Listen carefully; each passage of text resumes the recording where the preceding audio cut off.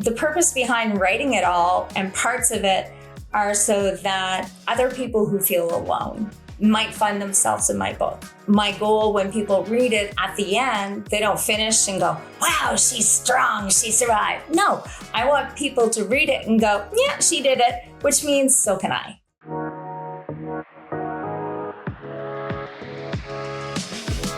You're listening to the TJ Moore Podcast.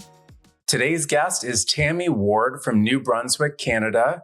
She's a retired Royal Canadian Mounted Police Sergeant who served for 24 years, working across Canada in general duty, major crime, domestic violence, and community relations. And now Tammy is an international keynote speaker who teaches all about leadership and workplace mental wellness. She's the founder of Tammy Ward Speaks and the author of the upcoming book, The Unseen Scar. Tammy, thanks for joining me today. Oh, thank you for having me as a guest. Now, there's a quote by you that really stood out to me. You say, uniforms change, stakes don't. And you've done everything from tense stakeouts to speaking at school assemblies. So early in your career, someone told you that you were too small to be a police officer. Now, how did you respond to this at the time? So it happened more than once. The first time was actually before I became one. My boyfriend at the time and his friends were all talking about writing the exams and how hard they were, and no one ever gets in on the first try. And I said, oh, I should write that too. And they just kind of looked at me, and my boyfriend said, you're too little, you'd never get in. So tell me I can't do something, I'll just do it because I have to prove I can. So I did. I wrote the test. I passed. He didn't, hence the ex-boyfriend. And only one of the 6 boys actually passed. And then we started going through all the steps. And I don't remember where he fell off, but he fell off in the process. And I was the only one that made it all the way through. And honestly, when I was in training at the beginning, I had second thoughts because we had an old inspector, and this is 30 years ago. So, there weren't a lot of women in policing. And in his view, women didn't belong in policing. So constantly hearing that thing like that we didn't belong. I didn't belong because I was little too. That was an extra, nail in the coffin. And I almost quit and went to law school because I already had a degree. I loved law, had 100% average at that point. And then we did a on-the-job training, and I was like, woohoo, I love this. The adrenaline, the new 2 days are ever the same. You never know what's happening. I liked it. And so I stayed for 24 years. So how did all your experience working as a police sergeant shape your point of view about human nature? Whatever we believe is true. So if we listen to everybody else that tells you you're stupid, you're not smart enough to go to university, people that look like us, people from here, whatever people tell us, if we listen and we agree or we put too much into what they're saying and let it direct us, then we're proving whatever negativity they've said to be true. But if you believe in yourself and say, I'm still doing it. I mean, I could have still written the test and not passed, but I passed. And then I just kept going through it. And if I had listened to other people's opinions, I would never have had a career that allowed me to travel across Canada to do some amazing things. I would have let somebody take away a huge portion of who I am today had I listened. And I think a lot of youth, a lot of people, we give too much credit to the opinions of others, and we need to dig deeper inside of us, because if you believe in yourself, you're unstoppable. Your own resilience to overcome a lot of these opinions that were being said about you. How did that now influence how you teach the topics of leadership? In my experience, rank is not leadership. You have a title like a manager or a supervisor or an owner of a business, but that doesn't make you a leader. A leader are the qualities that a person possesses internally. Somebody who walks the talk, you know what I mean? Like, just doesn't say to do things, but actually models the behavior. Somebody who actually cares about other human beings and is willing to step up, step forward, and help somebody else. Because when we help others succeed, it doesn't take away from us. it doesn't lessen our shine or brightness or whatever. We're actually, the more we can up-level other people, we're also up-leveling at the same time because we're developing our skills as mentors and as real leaders. And some of the people that I've worked with when I was a sergeant and running a detachment, I had a gentleman who was a constable, so I outranked him, but he was a leader. And when he ended up, he pulled a muscle, so he wasn't out on the road. I got him for 2 months that he was on light duties to sit with a junior member who needed help with files and didn't really know the system and was falling way behind. And he sat with him. And now that member that he had taken the time and spent and helped him clean up his files and work things through ended up not only being a constable out on the road, but moved into a specialized unit with the RCMP, which means he developed an above average skill set. So that's what leaders do. We see, the diamond in the rough, and we learn how to polish them with the things that we've learned, the skills that we developed, noticing and saying somebody, I see you, and boy, you're doing a great job. Keep going. The best leaders and mentors that I've had in my life really do have that quality of seeing and helping realize the potential in the people that they're working with. And it's beyond just like promoting people. It's usually even shuffling them around and saying, you know what? All of your strengths could be used even better in this way. And they're like, I didn't think that I could even get that opportunity. And they're like, okay, well, we need to give you a chance, and someone needs to help open that door so you can walk through it, Exactly. And we never know what we say, the impact that it could have on another person. And sometimes all people need is an opportunity to shine. The old saying, you can lead a horse to water, but you can't make it drink. It's the same in leadership. You can give somebody this, the tools, but if they choose not to pick them up and use them, you can't do much more. We can look at different ways of motivating people because we all take different things. Some people like to be praised. Some people don't like to be praised, but they like to be given another task, because then they feel good. Like, oh, I did that good. They were asking me to do something else. We just got to find everybody's like love language or whatever the term you want to use is. But when we find out what that is for a person, then it's so much easier to help them move forward. You have received the Golden Spur Award, which is only given to 4 officers annually from more than 20,000 serving RCMP members for their passionate dedication to helping children at risk. So what can listeners learn from first responders about trust under pressure? One of the reasons with that award was I was working in a northern community, and when I showed up with soccer balls, inflated them. First day on the job, there's 3 little boys playing in the dirt down by the school. I took the RCMP truck, drove down, got out of it with a soccer ball and started kicking the ball with the kids. And then within 20 minutes, there was 30 something kids that showed up. And then they started showing up at the detachment every day. Tammy, we play soccer today? We play soccer? And it became a joke because my standing answer was, if you don't make me work today, we get to play soccer.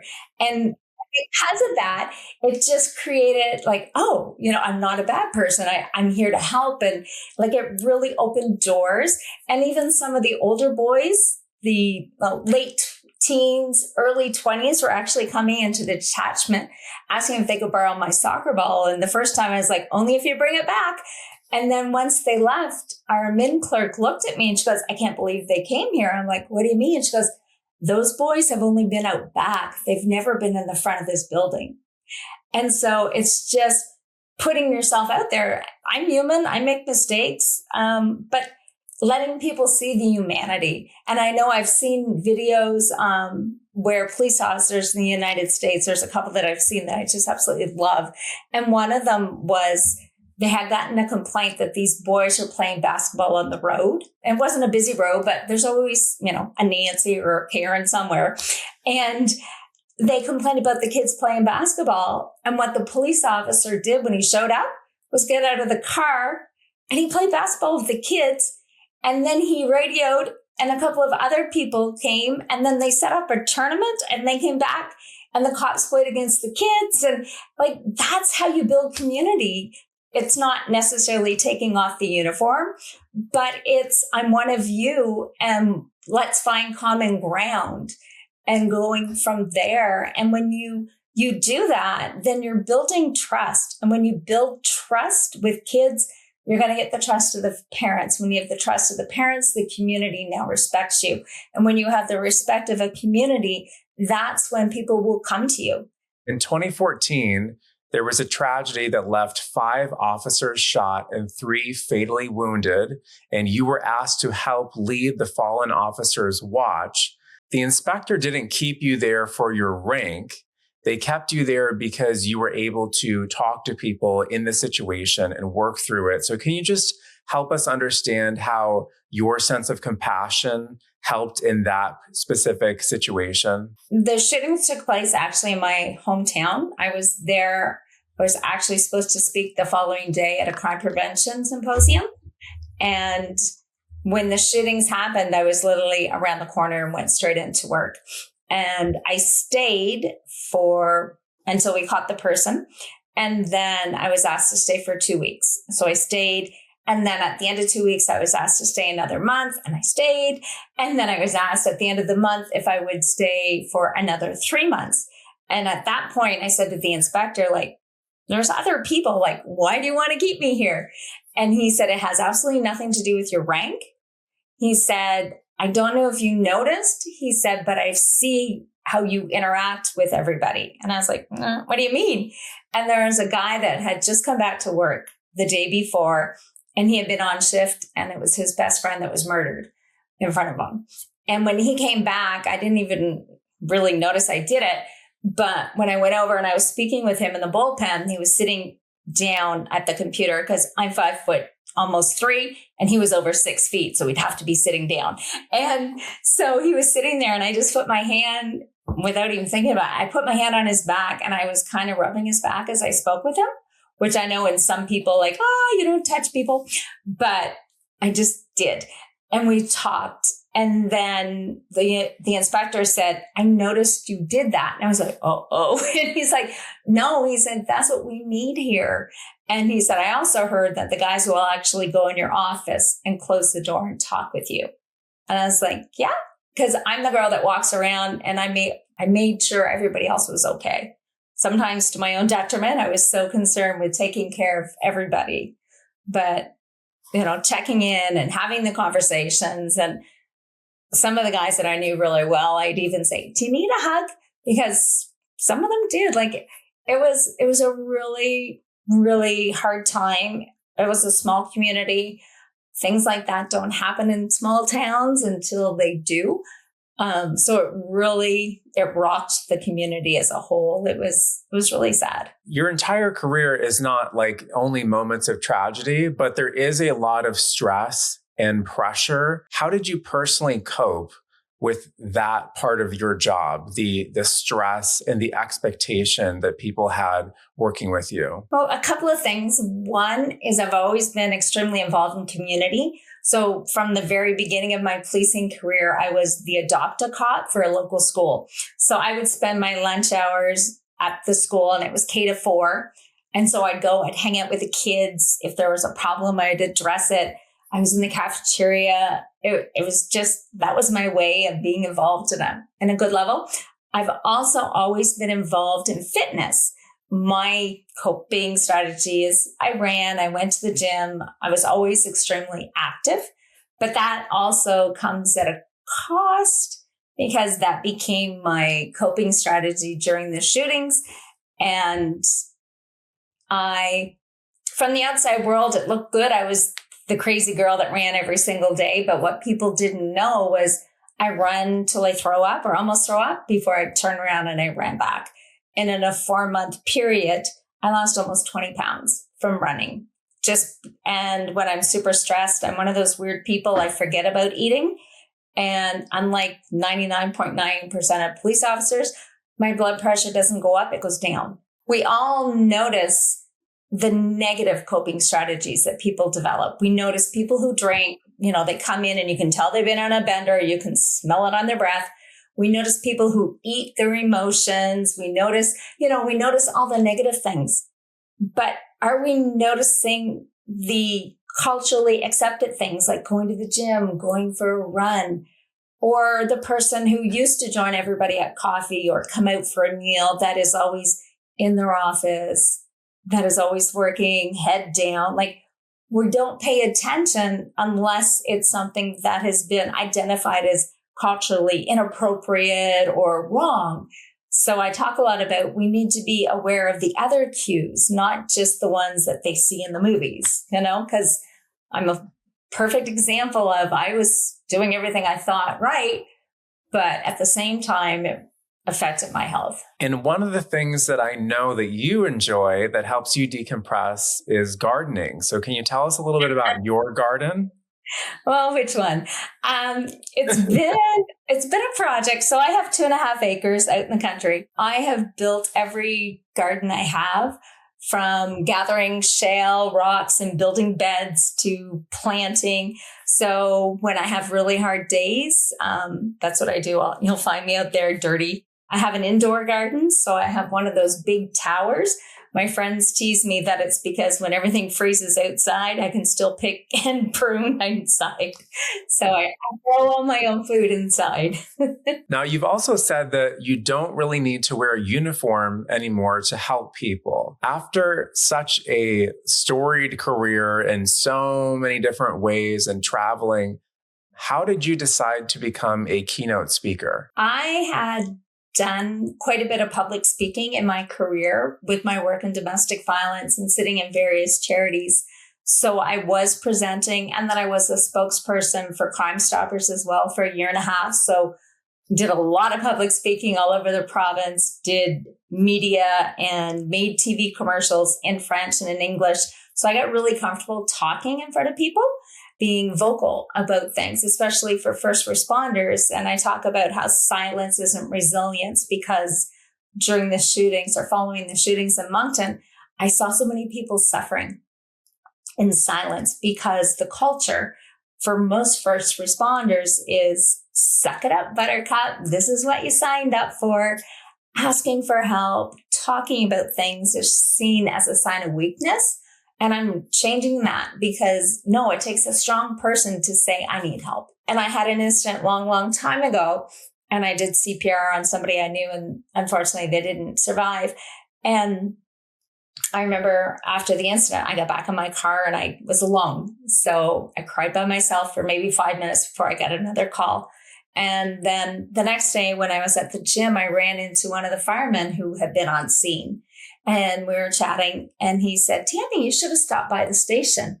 We went back and made a pot of coffee, and we talked about hockey. So hockey was an individual in town who was intellectually disabled, but he knew every stat and everything about hockey.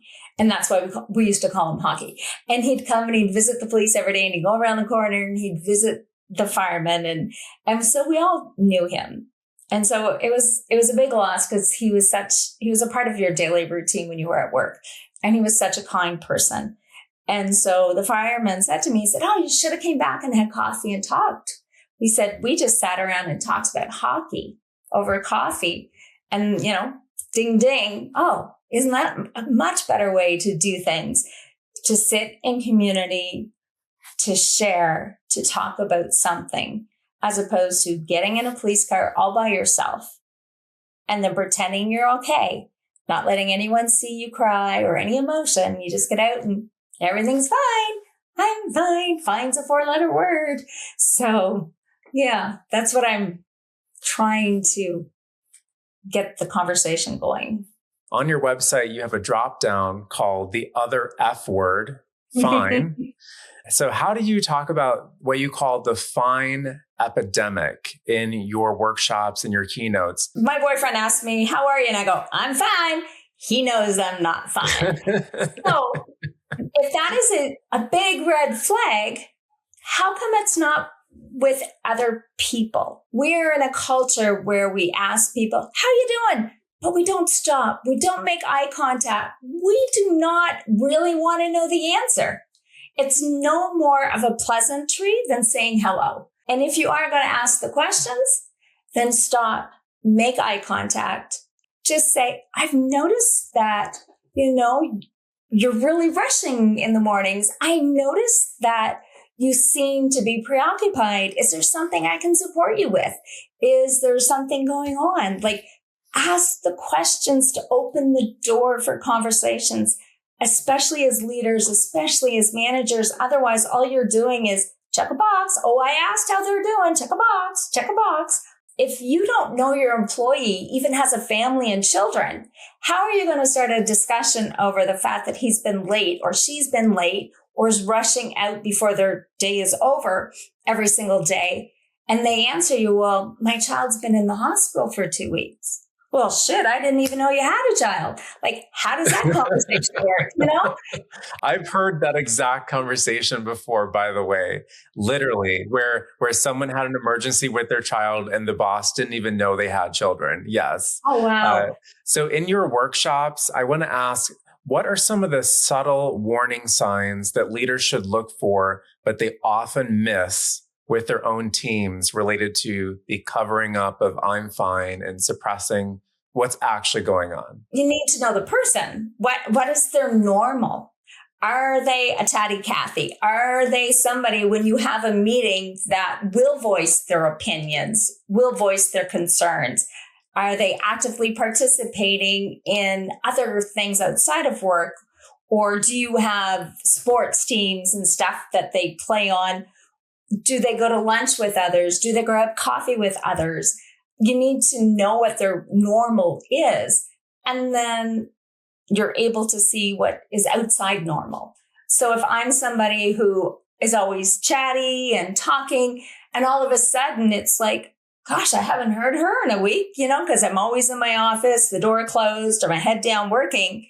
That's not normal. Like, I am disengaged. Am I somebody who used to come in early or stay a little bit later? And now I'm constantly like watching my watch. And at 5:02, I've already got my bag packed and I'm out the door. Like, as we said before, there's the obvious cues where people are drinking or smoking or using or, we can see those. But the subtle cues, and sometimes too with weight loss, you have to be so careful because is it a good thing? Or is it a bad thing? Like me, when I lost all that weight from running, nobody even really noticed. And I mean, I'm 5 foot, almost 3, and I weigh 120 something pounds. So almost 20 pounds on me is a lot.